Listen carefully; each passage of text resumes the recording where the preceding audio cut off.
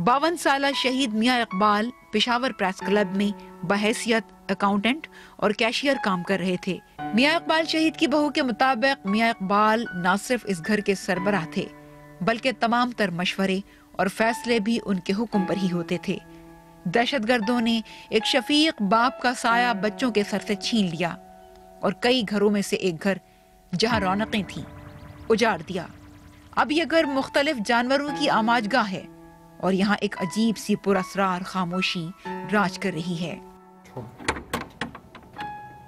اس سانحے میں ابا جان کا یوں رخصت ہونا ہم سب کے لیے دکھ کی بات ہے۔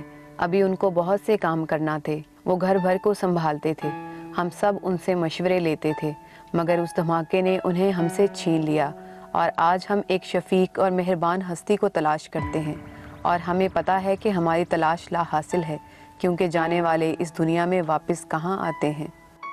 جس وقت یہ دھماکہ ہوا تو آواز میں نے اور پورے شہر نے تقریباً یہ سنی ہوگی کیونکہ اتنا شدید بلاسٹ تھا وہ۔ میں نے فوراً ہی جو ہے اپنے ٹی وی چینل جو ہے آن کیا اور اس پہ نیوز پہ میں نے دیکھا تو میں نے کچھ ہی دیر لمحوں بعد اسکرین پہ جو ہے فوٹیج نمایاں ہو رہی تھی کہ جس میں دکھایا جا رہا تھا کہ پریس کلب میں جو ہے خودکش دھماکہ ہو گیا ہے اور اس میں جو ہے 2 لوگ جو ہیں شہید ہیں اور تقریباً 2-3 لوگ جو ہیں وہ زخمی ہیں۔ میرے دادا کا جو روم تھا اکاؤنٹ سیکشن وہ بالکل گیٹ کے قریب ہی تھا، بالکل سیم گیٹ کے ساتھ ہی تھا، تو اس لیے میں گھبرا گیا۔ تو بس میں نے جو ہے اپنا کام سب کچھ چھوڑ کے فوراً جو ہے پہلے پریس کلب بھاگا ہوں۔ وہاں سے معلوم پڑا کہ ان کو جو ہے ہاسپٹل جو ہے منتقل کیا گیا ہے، LRH ہاسپٹل۔ پھر میں وہاں سے جو ہے وہاں پر گیا ایمرجنسی وارڈ میں، ان کو ڈاکٹر جو ہیں ان کی جو ہے ان کو طبی امداد دے رہے تھے اس وقت۔ اس کے بعد جو ہے وہ جابر نہیں ہو سکتے، ڈاکٹر نے بھرپور کوشش کی۔ ایک معروف ویب سائٹ CPJ یعنی کمیٹی ٹو پروٹیکٹ جرنلسٹ کے مطابق صرف سال رواں یعنی جنوری 2012 میں 8 صحافی زندگی سے محروم کر دیے گئے۔ 3 جنوری سن 2012 میں شام سے تعلق رکھنے والے شکری ابو البغرل کو جاں بحق کیا گیا۔ 5 جنوری سن 2012 میں فلپائن کے کرسٹوفر گورین کو ہلاک کر دیا گیا۔ 11 جنوری سن 2012 میں شام کے گلز جیکور کو ان کے گھر میں گھس کر نامعلوم افراد نے موت کے گھاٹ اتار دیا۔ 12 جنوری سن 2012 میں تھائی لینڈ کے ایک صحافی وسٹو آئی ٹانگویٹا پون کو ہلاک کر دیا گیا۔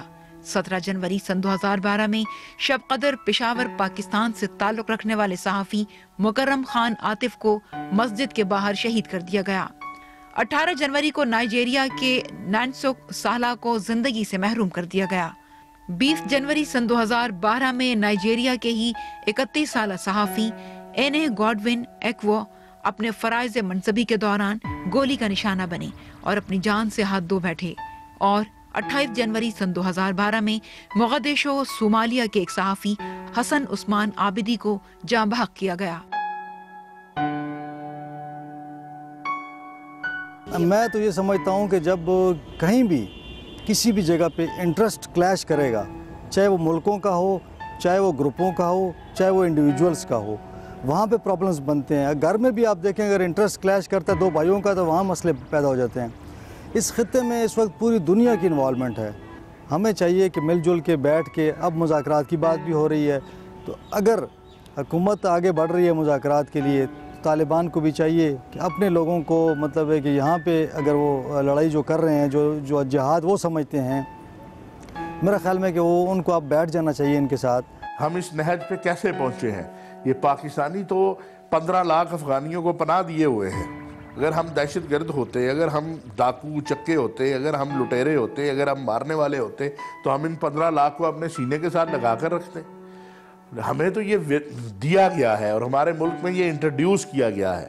یہ عرب جو آئے، یہ غیر ملکی جو آئے، یہ کون لایا؟ یہ ہم تو نہیں لائے۔ یہ اس وقت یہ ساری قوتیں ایک تھی جب یہ آئے، پھر کسی نے ان کا 20 سال حال بھی نہیں پوچھا۔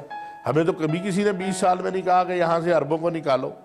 اگرچہ دہشت گردی کے خلاف جنگ میں پہلی جنگ عظیم اور دوسری عالمی جنگ کے مقابلے میں جانی نقصان کم ہوا، مگر اس جنگ سے پوری دنیا متاثر ہوئی ہے اور اقتصادی لحاظ سے بھی اس کے نقصانات دیگر جنگوں کے مقابلے میں کئی زیادہ ہیں۔ اور اس پر ترا یہ کہ سن 2005 کے بعد جب دنیا کے کچھ ممالک میں خودکش حملوں میں جب شدت پیدا ہوئی تو افغانستان اور پاکستان سر فہرست رہے۔ خودکش حملوں میں ریاست میں سب سے زیادہ محفوظ سمجھنے والی فوجی چھاونیاں اور سیاسی شخصیات بھی محفوظ نہ رہ سکیں۔ امجد ایک بات کرے تو ساجد سے آپ انتقام نہیں لے سکتے۔ اسلام تو یہ کہتا ہے کہ سزا اسی کو ملے گی جس نے جرم کیا ہوگا۔ تو یہ ایک اسلام کی انتہائی غیر فطری اور غیر منطقی اور غیر حقیقی تعبیر تھی جو کی گئی اور لوگوں کو ورغلایا گیا۔ لیکن بہرحال ہم نے تو اس کو دیکھا ہے، ہم تو اس کا نشانہ بنے۔ ہمارے اوپر تو کوئی تحفظ نہیں تھا، نہ وسائل، نہ ایکوپمنٹ، نہ ٹریننگ، نہ لوگ، نہ قانون نافذ کرنے والے ادارے۔ تو نتیجہ یہ ہے کہ جیسے ہم وہ غریب آدمی کے گھر میں کچھ نہیں ہوتا تحفظ کرنے کے لیے، اسی طرح ہمارا حال ہوا۔ آئیے ایک بار پھر شہید میاں اقبال حسین شاہ کے گھر کی طرف ایک نگاہ ڈالتے ہیں جہاں ان کے پوتے کے گرد اداسی کا عالم ہے۔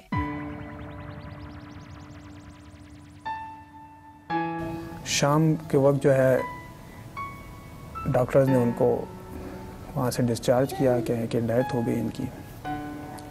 پھر ایک اور ڈچکا لگا کہ یار اب کیا کریں۔ تو پھر فیملی اور جب ان کو گھر لے کر آ رہے تھے تو گھر میں بھی ایک پورا ایک عجیب سا ماحول، اور ایک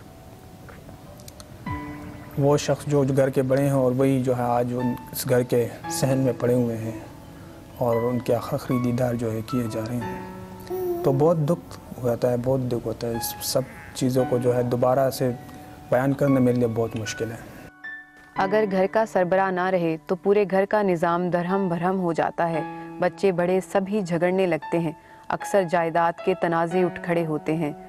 اس گھر کے در و دیوار سے ویرانی ٹپکتی ہے اور آتی جاتی بلیوں کو دیکھ کر خوف سا محسوس ہوتا ہے۔ اگر آج اقبال شاہ زندہ ہوتے تو یہاں ہنسی کے پھول کھل رہے ہوتے۔ دھماکے کے بعد پشاور پریس کلب میں مہینوں خوف کا تو راج رہا، لیکن نہ کسی کا قلم رکا اور نہ کسی قلمکار کو اس کے مقصد سے دور کیا جا سکا۔ اس عمارت پر حملے کا مقصد کسی ایک یا ایک سے زیادہ لوگوں پر اپنی بالادستی قائم رکھنے کی ایک کوشش تھی یا اس پڑھے لکھے طبقے میں خوف پھیلانا؟ یہ تو وہ بہتر بتا سکیں گے جن پر گزری ہے۔ یہ بدقسمت واقعہ تھا اور اس کو ابھی 2 سال سے زائد کا عرصہ ہو گیا ہے، اور یہ بدقسمت واحد پریس کلب ہے میرے خیال میں، نہ صرف پاکستان میں بلکہ دنیا بھر میں، جس پر براہ راست ایک صحافتی ادارے یا تنظیم کا یا ہمارا جو اپنا گھر ہوتا ہے، کلب، کمیونٹی سینٹر، اس پر براہ راست جو ہے اس کو نشانہ بنایا گیا اور حملہ کیا گیا۔ اور جب بھی یہ دن ہمیں یاد آتا ہے، ساتھ ساتھ میں یہ عزم بھی جو ہے ہمارا جوان ہوتا جاتا ہے کہ ہم حالات جیسے بھی ہوں اور دہشت گرد جو بھی طریقہ اور ہتھ کرنا آزمائیں، ہم جو ہے اپنی پیشہ ورانہ فرائض جانبداری کے ساتھ انجام دیتے رہیں گے اور اس قسم کے جو ہتھ کنڈے ہیں ان سے مروب نہیں ہوں گے۔ یہ ہمارا ایک کولیکٹیو جو ہے جرنلسٹوں کا ایک عزم ہے اس حوالے سے۔ آئیے زندگی کے حسین چہرے کو بدنما ہونے سے بچائیں اور ان کو داغدار ہونے سے روکنے کے لیے ان خفیہ ہاتھوں کا سراغ لگائیں۔ امن و امان میں خلل پیدا کرنے والے لوگوں کا خاتمہ کرنے میں مدد دیں تاکہ انسان اور انسانیت کو بچانے کا عمل تیز تر ہو سکے۔ اور یہ اسی وقت ممکن ہے جب ہم اس معاشرے سے دہشت اور دہشت گردی کو ختم کرنے کے لیے بلا رنگ و نسل اور تفریق اور مذہب آگے بڑھیں اور مل جل کر ایک ہی نعرہ بلند کریں، امن زندہ باد۔ میں یہاں اس جگہ گیٹ کے پاس کھڑا تھا اور جب دھماکہ ہوا تو میں گر پڑا۔ ایک افراتفری کا عالم تھا۔ میں نے لوگوں کو ادھر ادھر بھاگتے دیکھا اور پھر میری آنکھیں بند ہو گئیں۔ میں بے ہوش ہو گیا۔ جب مجھے ہوش آیا تو پتہ چلا کہ میرا بازو بری طرح زخمی ہے۔ اللہ نے مجھے نئی زندگی دی ہے۔ دھماکہ گیٹ کے پاس ہی ہوا تھا۔